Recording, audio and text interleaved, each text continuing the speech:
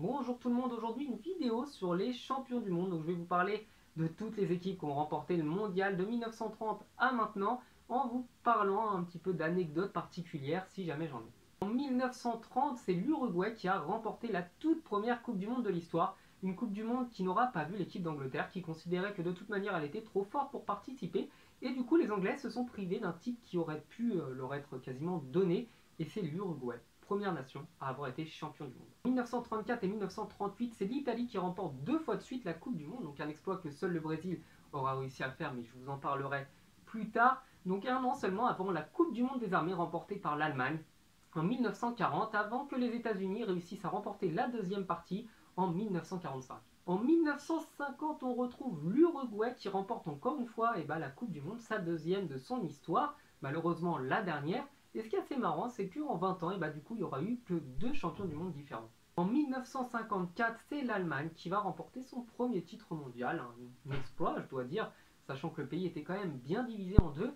Et l'équipe d'Allemagne, vous le verrez, qui est une des plus grandes nations de l'histoire. 6e et 7e Coupe du Monde sont remportées par le Brésil, donc en 1958 et 1962, portées par un superbe Pelé qui pour moi est le plus grand joueur de l'histoire du football, quelqu'un qui était capable de jouer pied droit, pied gauche de la tête, de dribbler, qui pratiquait un jeu qui n'était pas du tout orthodoxe, un jeu très, on va dire, flamboyant, qui nécessitait une grande agilité et qui n'était pourtant pas du tout apprécié de son temps. Pas du tout apprécié par ses premiers entraîneurs, je précise, parce qu'une fois qu'il a permis au Brésil de remporter ces Coupes du Monde-là, tout le monde bizarrement aimait son style de jeu. En 1966, lors de la Coupe du Monde en Angleterre, c'est l'Angleterre finalement qui va remporter son premier et son seul titre mondial, donc devant son public, une Coupe du Monde qui n'a pas été remportée par le Brésil, puisque Pelé avait été blessé délibérément par un de ses adversaires et que du coup, il n'a pas pu porter sa nation vers un troisième titre mondial.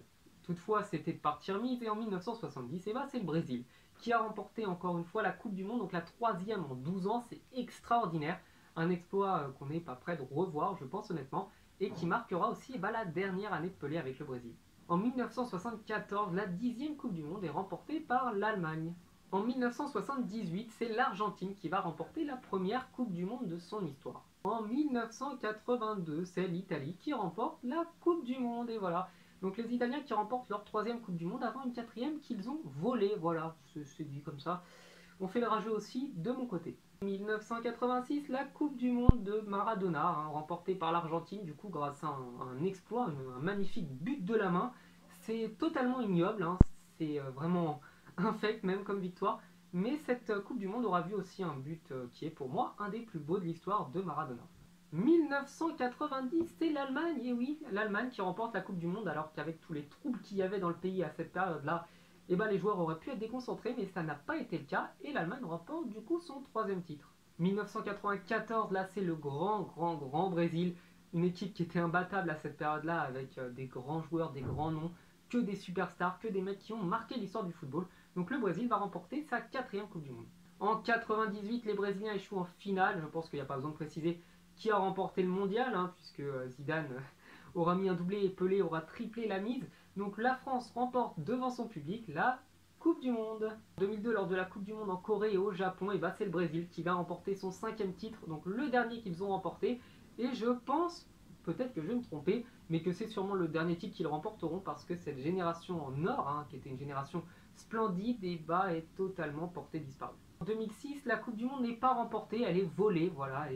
Le titre est volé dans le stade aux yeux de tout le monde et malheureusement la FIFA a pas réussi à remettre la main sur le trophée avant 2010, donc Zidane se fait exclure grâce à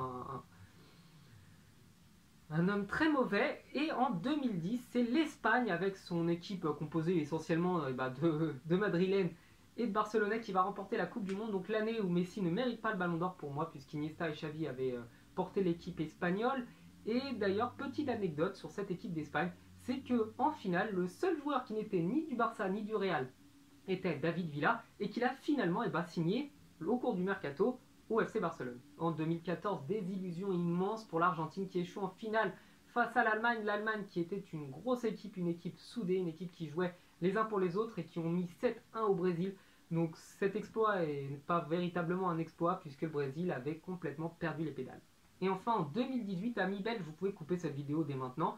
Il s'agit de la France qui était pour moi une des équipes pas du tout favorites, qui avait un jeu plutôt ignoble, hein. Je dois dire que c'était pas très impressionnant, ça procédait surtout en contre. Et la Croatie, qui était une grande équipe, a finalement totalement échoué, a perdu pied face à une équipe de France qui était très bien regroupée derrière, qui n'a pas encaissé beaucoup de buts et qui s'est montrée dangereuse sur ses rares occasions. Et bien voilà, cette vidéo est terminée, ça me fera peut-être bizarre si jamais je la re-regarde en 2022 de voir que du coup j'ai pas parlé du champion du monde 2022. Donc n'hésitez pas à vous abonner à la chaîne, à me dire ce que vous en avez pensé et je vous dis à la prochaine. Ciao.